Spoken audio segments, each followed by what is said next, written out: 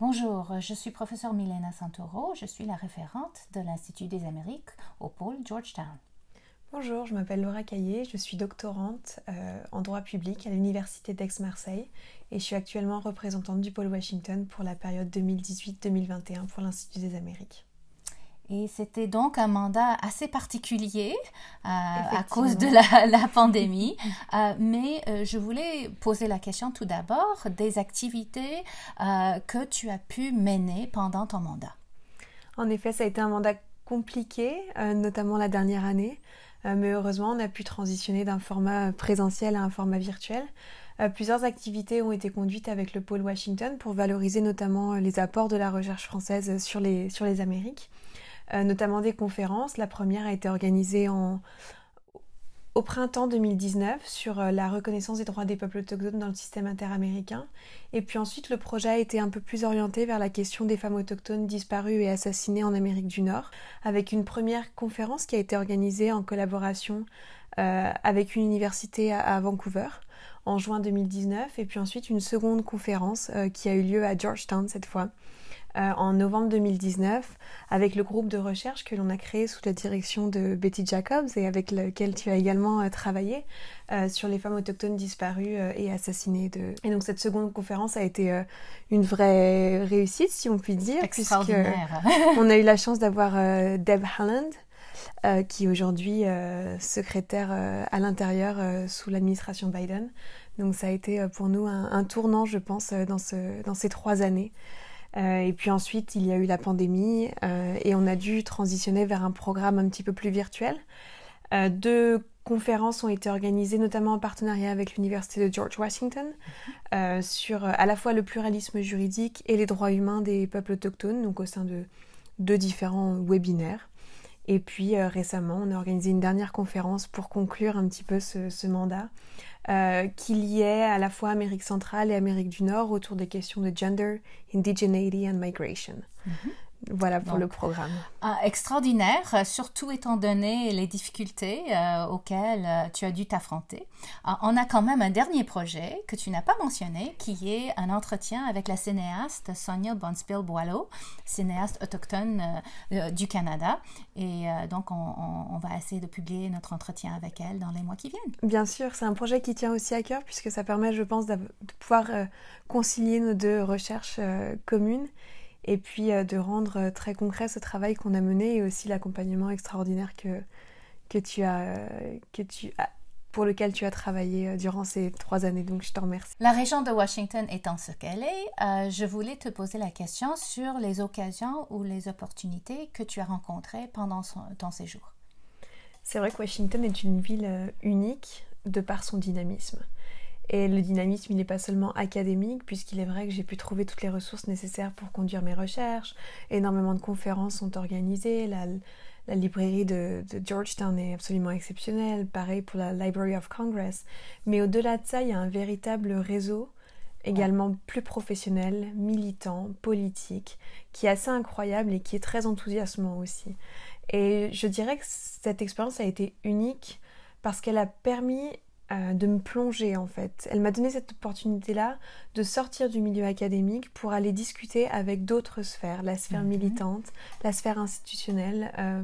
On a pu notamment rencontrer des personnes qui travaillent à l'Organisation des États américains, ce qui a été très utile pour mes recherches doctorales, mais aussi dans des ONG sur place. J'ai eu l'occasion de faire un stage à mi-temps en parallèle de mes recherches à l'Indian Law Resource Center. Donc ça a vraiment été pour moi l'opportunité de commencer un petit peu à découvrir ce monde professionnel qui existe hors du milieu académique.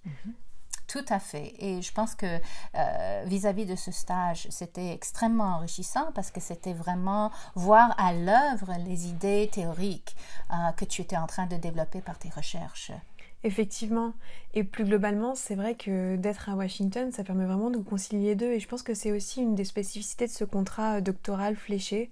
C'est qu'on a une dimension, toute une partie du contrat qui est extrêmement professionnalisante, qui permet de créer du réseau, qui permet de rentrer en contact avec des personnes qui travaillent sur le terrain presque. Et donc ça a été pour moi un grand moment, je pense, durant ces 3 années à Washington.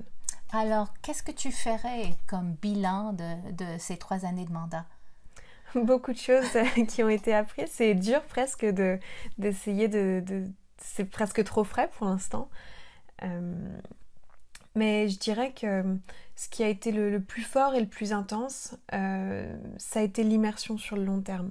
Puisque ça m'a permis vraiment de penser mon sujet sous d'autres aspects, par d'autres prismes. Puisque si j'avais seulement eu le prisme de la recherche française, je pense que certains angles n'auraient pas été perçus, n'auraient pas été compris. Et à l'inverse, de pouvoir vraiment concilier les deux, d'être à mi-chemin en fait entre le continent des Amériques et la France, ça a permis je pense, de comprendre ces questions-là et de les aborder d'une autre manière. Pour moi, ça a été vraiment cette immersion sur le long terme qui, je pense, a changé durablement à la fois mon projet académique, mais aussi peut-être mon projet plus personnel. Je sais que Washington est une ville dans laquelle j'espère revenir sous peu. Et j'ai eu la chance de rencontrer des personnes formidables, dont toi, qui ont pu m'accompagner aussi tout au long de cette aventure et qui ont rendu le chemin un petit peu plus abordable et facile à emprunter, si je puis dire.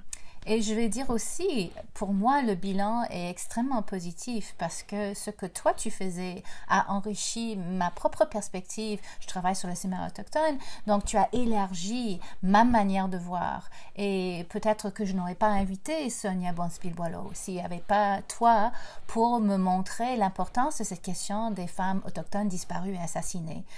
Et son dernier film porte sur ce sujet, donc c'était vraiment une collaboration fructueuse des deux côtés. Et j'ai hâte de voir ton prochaine étape. Oui, effectivement, et puis il y a eu toute cette dimension aussi d'ouvrir des espaces de discussion, d'échange. Alors certes, on a dû transitionner en virtuel, mais on a quand même réussi à maintenir ce type d'espace et de pouvoir également, de mon côté, apprendre de tes propres recherches. Je me souviens que l'une des premières discussions que l'on a eues, c'était autour du livre que tu as coordonné avec Eric Langer. Et pour moi, ça a été aussi une manière de me plonger dans ces questions-là au travers d'autres perspectives et d'autres expertises. J'espère pouvoir offrir cette même expérience à la prochaine personne. Mais toujours est-il, je crois que c'est important de faire le point et d'avoir ce sentiment d'avoir accompli quelque chose. Et je dois te féliciter parce que je crois que ton mandat a été très réussi. Écoute, je t'en remercie et je pense que de toute façon il n'aurait pas été ce qu'il a été sans ton soutien et sans celui également de l'Institut des Amériques et de la communauté de Georgetown également. On a la chance de pouvoir compter aussi sur des services extrêmement bénévoles et compétents. Je pense au département français qui ont tout mis en œuvre pour que ce mandat se déroule de la meilleure des manières. Donc un grand merci à l'ensemble des équipes et à toi en particulier. C'était notre plaisir.